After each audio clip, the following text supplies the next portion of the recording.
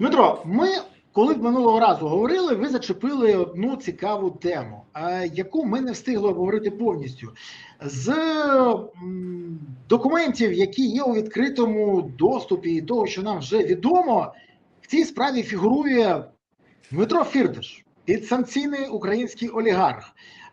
Фігурує Герман Галущенко, гроші величезні, велике підприємство і підозра, яка чомусь зникла з ухвали суду. Підозра, в якій мова йде про 1 мільярд. Скажіть мені, будь ласка, ви можете пояснити цю історію, тому що для мене в ній велика кількість незрозумілих моментів. І скажіть мені, будь ласка, ця підозра зникла випадково?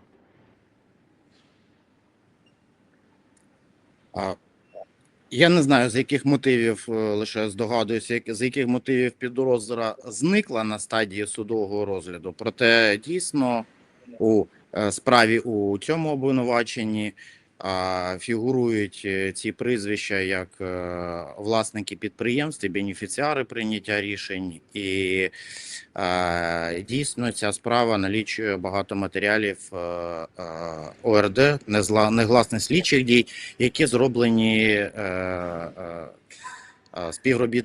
здійснені співробітниками НАБУ, і за певних обставин, як я розумію, зараз намагаються співробітники НАБУ втратити або знищити ці матеріали. Проте ці матеріали є частиною стратегії нашого захисту і виступу у суді під час захисту, під час судових дебатів. А отже, минулого разу захисники надіслали вам певну кількість документів, які вже озвучені у судових інстанціях. І мова йде дійсно про Фірташа, про його підприємство «Черкаський Азот». Мова йде про «Черкаський Азот». Це підприємство, давайте так, відверто, що це за підприємство? Це структура, яка торгує там по 200 гривень на добу, чи все ж таки трохи більше?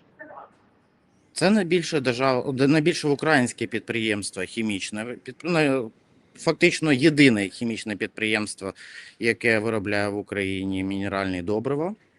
Це підприємство, яке придбано, напевно, в діапазоні від 800 до мільярда доларів за рахунок кредитів російських банків і є в заставі російських Газпромбанку та ВТБ банку наразі. І кінцевим бенефіціаром якого є безпосередньо Фірташ Дмитро Васильович. Підприємство входить до складу концерну об'єднання «Остхем», яке в свою чергу є багаторічним спонсором футбольного клубу «Динамо Київ». Ось така. «Динамо Київ» – це взагалі окрема моя біль, ми про це поговоримо, але тут трохи інше. В чому було питання? Де тут Галущенко, де тут Фірташ? І взагалі, як можна обговорювати підприємство, яке ж, по ідеї, воно заарештовано, бо Фірташ під санкціями, підприємство передано в АРМА, їм керує держава. Наскільки я розумію, приблизно так. Саме це підприємство, не дивлячись на застосовані прийняті санкції щодо цієї особи, саме це підприємство ніким в АРМА за всі ці роки не передано. А як таке може бути? Ви що вибачаєте? Я хочу розібратися. Це питання до того. Фірташ під санкціями? Фірташ під санкціями? Наскільки відомо з засобів масової інформації, то так. Але дивіться, є, напевно, певна річ, яка невідома суспільству. Дивіться, на мене наклали санкції. Мені арештували мої рахунки. На одному рахунку 13 тисяч гривень, на іншому рахунку 5 тисяч євро. Арештували, я не можу їм користуватися. Якщо у Фірташа все арештовано, то Черкаси Азот теж повинні були бути під арештом і передані в АРМА. І управляти його повинні були якісь інші компанії. Я не знаю, яка саме управлінська компанія керує зараз, але Фірташ і далі має контроль над цією структурою, чи вона все ж таки передана державі? Борислав, може тобі треба порадитися з Фірташем, спитати поради, і він підкаже певних осіб, які організують тобі теж такі самі умови. Проте я вгадаю, за 5 тисяч доларів це навряд чи вдасться. Я не знаю. 5 тисяч євро. Попрошу не зменшувати суми. Да, відповідь на це питання, напевно, має одна-дві людини в країні, оскільки, як і в будь-якій ситуації, є інший бік луни. Хтось втрачає життя і родину на війні, а хтось заробляє гроші. Хтось є дійсно під санкціями і страждає і несе збитки. А для когось це лише механізм уникнення ще фактичної відповідальності. Ну, на прикладі, я думаю, на прикладі Міндічі і Фірташа це достатньо красномовні приклади, проте ми навіть не знаємо, суспільство навіть не знає 1% справжніх мотивів. Так. Поговоримо про цю справу. В чому була причина конфлікту, що відбувалося? Я знаю, що там тема була навколо грошей, які було винно це підприємство вашому підприємству. І тоді в мене запитання. Так що було, як це розрішилося, і як можна було отримати гроші, якщо у вас не було жодних рахунків, всі рахунки були заарештовані у вас, відкрити нові рахунки ви не могли, а підприємство Фірташа знаходиться під санкціями. Наскільки я розумію, юридично це зробити неможливо. Але мені відомо, що вам це вдалося. При тому я чітко розумію, що без підтримки держави цього б не могло статися. Можете розказати всю історію, хто кому був винен, що, як, куди і чому? Бо без цього наші глядачі не зрозуміють. Дивіться, Борислав, конфліктом цю ситуацію важко назвати, це скоріш грошова комерційна ситуація, проте дійсно підприємство, яке належить цій особі, винно було велику суму коштів за 2 мільярди і винно було багато років за спожиту електричну енергію. А підприємство кому винно було? Черкасиобленерго як монополісту в цьому регіоні з постачання послуг розподілу та продажу електричної енергії. А це підприємство, в свою чергу, було боржником перед моєю компанією, де я був і є бенефіціаром. І коли ці особи разом із минулим міністром енергетики Германом Галущенком намагались здійснити аферу з реструктуризації заборгованості там на 110 мільйонів доларів, я маю на увазі перерахунок на курс на момент виникнення заборгованості, то... Вибач, секундочку, ще раз. Тут крок в бік. Герман Галущенко і борг Черкаси Азот. Черкаси Азот винні Черкаси Обленерго. Правильно я розумію? Державі, фактично державі. Так. Держава каже, гроші треба повернути, але для того, щоб мінімізувати витрати або втрати олігарха, Галущенко пропонував реструктуризувати ці борги? Розстрочити терміном на 10 років і не застосовувати інфляційні нарахування, штрафні санкції, пені, все, що згідно закону повинно бути застосовано до цих боргів, до цих заборгованостей. Так, і держава виступила з такою ініціативою надати розстрочку терміном на 10 років. Щодо цього боргу до підприємства Фірташа. І відповідно... Це благодійність? Це благодійність чи державна робота? Я просто здивований. Борислав, я зараз Герман Галущенко вже на свободі, тобто можете у нього спитати, я думаю, він краще надасть відповідь. Я не спілкуюся ані з Галущенком, ані з Фірташем, вони не в сфері моєго спілкування. Але в мене запитання, все ж таки, щоб зрозуміти. Уявіть собі, що людина винна державі за спожиту там електроенергію, ще за щось, не знаю, але винна державі 10 тисяч гривень, 20 тисяч гривень. Незабаром прийдуть, арештують, вже відомо продають квартири у людей. А тут скільки мільйонів було? Нагадайте? Дивіться, я свого часу розумів це так само.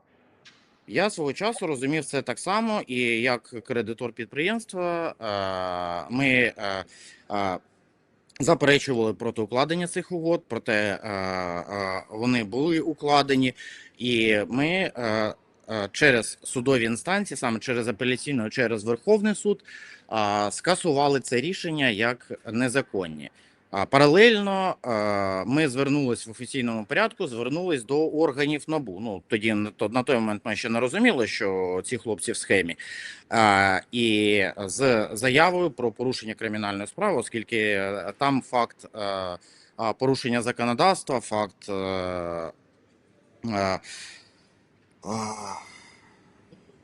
факт порушення законодавства був налице. Проте органи НАБУ, оскільки були особисто матеріально зацікавлений керівник, не надали ходу цієї справи. Більш того, відмовили у відкритті кримінального провадження стосовно цих матеріалів. Ми не зупинились, і наступним кроком ми подали скаргу до суду, Вищого антикорупційного суду. І Вищий антикорупційний суд побачив всі підстави для порушення справи і зобов'язав НАБУ відкрити справу, порушити справу, розслідувати. Проте вони виконали це рішення і в подальшому 2 рази поспіль, не виконуючи рішення суду, закривали справу. Ми апелювали щодо незаконності цього рішення, безпідставності про закриття справи, оскільки там є всі факти, і суб'єктивні, і об'єктивні обставини стосовно цих подій. Суд додатково, повторно, навіть тричі зобов'язував НАБУ відкривати і розслідувати справу, проте органи НАБУ навпаки робили все, щоб і справа була заблокована, а сама угода безпосередньо була укладена. І на певному етапі до мене вийшли з пропозицією, і в кінцевому випадку за командою, наскільки я розумію цю ситуацію, знаю її з іншого боку, за команди певних осіб були виплачені всі гроші, які становлять номінальну суму заборгованості. В мене запитання. Перше, ви сказали, що в цьому приймала участь НАБУ. А якщо може пояснити, як саме, це перше. Друге, тому що в мене великі суми. Ну як вони можуть? Вони там скажуть, Фірташ, заплати їм гроші, або навпаки. Друге, наскільки я розумію, в той момент у вас були заблоковані всі рахунки, всі юридичні можливості. Ви ж не могли ані підписати нічого, ані відкрити якісь рахунки в банку. А як вам це вдалося? Ви можете мені пояснити, хто вам це розблокував? Це перше. І друге, скажіть мені, будь ласка, мені відомо, що це було в Сенсбанку. А чому саме в Сенсбанку? Чому не Приватбанк? Укргазбанк, класичні державні банки, якими держава володіє завжди. Чому саме Сенсбанк? Бо Сенсбанк зараз знову в епіцентрі скандалу через Міндічгейт, через багато питань до пана Василя Веселого, до інших. То що не так з цим Сенсбанком? Перше питання про НАБУ, друге питання про як вам вдалося все це розблокувати і чому саме Сенсбанк? Ну, це моя особиста думка, оскільки Сенсбанк відомо в певних колах, це є державна пральня коштів, які отримуються. Так, отримуються з міжнародної допомоги, з відновлення енергетики, з постачання озброєння та закупівлі озброєння. І яким чином мені відомо про гральний бізнес ще, що там відмиваються гроші грального бізнесу. Борислав, напевно, по гральному бізнесу Це писали, що не помиляюсь, нардеп Железняк, це писали інші нардепи, тому я звідти і знаю. А як я потрапив до Сенсбанку, то мені надали безпосередньо контакти співробітники НАБУ, які теж мають абсолютно... Секундочку. Співробітники НАБУ сказали вам відкривати в Сенсбанку, я правильно розумію? Так, відкрити за один день відкрили рахунок у Сенсбанку і... Скільки тижнів ви чекали гроші? Менше ніж 24 години гроші поступили на рахунок, і подальшому зняті були обмеження з рахунків компанії, і ці гроші були конвертовані, ну, і офіційним порядком вивезені з України. Почекайте, тут я вже заплутався. Ще раз, ви отримали за добу фактично гроші. Я вибачаюсь, а яка сума була? 40 мільйонів 40 мільйонів чого? гривень. Ну, 40 мільйонів гривень. трошки більше мільйона доларів чи євро, я не пам'ятаю. Ага, я зрозумів. У нас згідно закону Нацбанк обмежує будь-які пересування від 100 тисяч гривень, тому тут повинен був фінмоніторинг. Як можна було пройти фінмоніторинг Сенсбанку? Ну це тільки по команді, це ж державний банк, ну ми розуміємо це. Як могло таке відбутися, при тому, що у вас було заборонено відкривати рахунки? Хто міг таке надати? Це перше. І як можна було пройти фінмоніторинг Нацбанку? Окей, державний банк не побачив, а Нацбанк, а його фінмоніторинг. Для цього ж це все вибудовується. Ну, і державний фінмоніторинг, так, проте не спитали жодного документу. Ну, особисто в мене не питали жодного документу. А так можна? Напевно, якщо потребує ситуація, якщо дуже потрібно, то можна, напевно. Пане Дмитро, я хочу все ж таки розібратися, бо мене тільки що ви мене розірвали, відверто. Як саме розблокували рахунки? Ну от ви прийшли в Сенсбанк, а вам кажуть, нам вже потелефонували, чи взагалі нічого не ставили, ніяких запитань? Ну, їм вже зателефонували і... Ті ж самі люди, які вам сказали відкрити в Сенсбанку, чи інше? Так, абсолютно так. І це було заявлено у суді, і саме в тому числі саме з цих підстав була і втрачена ця справа, цей обвинувальний акт на протязі між пред'явленням обвинувачення і вироком. Тобто фактично вироку, не фактично, а вироку за цим обвинуваченням немає, він відсутній, оскільки на цьому проміжку часу він був втрачений у Вищому антикорупційному суді, як не існуючи взагалі. В матеріалах саме цієї справи, саме цього обвинувачення, налічується велика кількість документів, які ще місяць тому були надіслані вам, у тому числі аудіо, відеозаписи, матеріали ТОРД, так. А скажіть, будь ласка, згідно закону України і обмеженням, які стоять в Нацбанку, в місяць людина може перевести з гривні в валюту, будь-яку валюту, еквівалент 100 тисяч гривень. Ви перевели фактично $1 мільйон. Отак просто можна було прийти і перевести? Я можу надіслати контакти, спробуйте скористатися, так. Сенсбанк? Сенсбанка і відповідних працівників антикорупційних органів. Ну, в мене просто таких грошей немає, але коли з'явиться, я 100% до вас звернусь, я вам гарантую. Порадити колегам, так. Так, я здивувався такою історією. А друге, якщо вам надали ці гроші, і ви ж їх вивезли офіційно, ви ж не чекували їх, я розумію, не обмотували себе якось, ще раз, ви їх вивозили. То ж вам повинні були надати документи на ці гроші, бо інакше б митниця вас не випустила. Я правильно розумію? Повний комплекс послуг. Але це неможливо без підтримки держави. Це не могло бути без підтримки держави. Зараз ми якраз і готуємо матеріали. Зараз закінчиться розгляд справи в апеляційному суді, і якраз готуємо матеріали для подачі до